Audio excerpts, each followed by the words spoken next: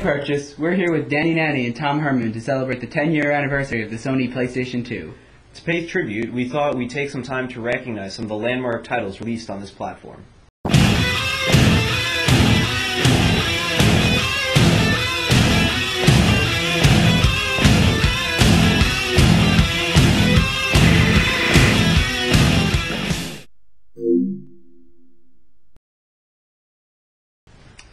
Okay, so it's clear, pretty much to everyone who's a real gamer, that the PlayStation 2 won the last console war cycle. So what do you guys think contributed to Sony's success with this console?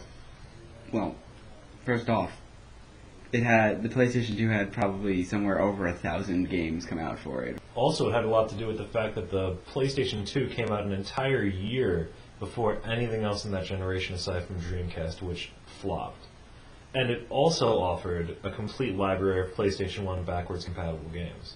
No other system offered that at that time. I also think it's kind of important that the controller was the same, that people recognize the fact that it's the same controller, I just move up, like everything else had a redesign. Sony, in current years, has still given plenty of support to the PlayStation 2. I mean, even after a decade, they're still releasing new titles, advertising it on TV, lowering the price. What do you guys think as to how does this help Sony? Like, what does this do for them? Now they're advertising at a different market.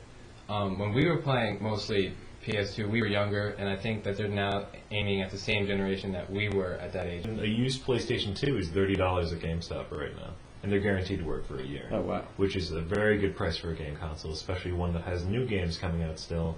And also, it's cheap to make new PlayStation 2s. What do you think the continued support for the PS2 does to the PS3 and the current generation of consoles, and how does that affect Sony? Well, I think a couple of years ago it really hurt the PS3. I'm not so sure what it's doing now because the PS3 is at that stage where it's kind of like an angsty teenager where it doesn't really know whether or not it's going to be kicking the Xbox out or not. Being that the PS3 was so expensive until this past year, people weren't able to buy PlayStation games because they couldn't afford a $600 system, which was the launch price for the PS3, plus the $60 games after that.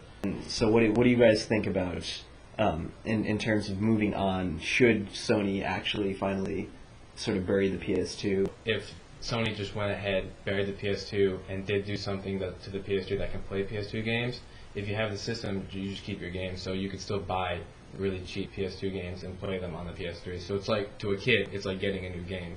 In the case of Sony and the PS2, it may be better to fade away than to burn out. That's all for this week on Brick Breaker. I'm Rob O'Har. And I'm Tommy Roach with Danny Nanny and Tom Herman For The Brick.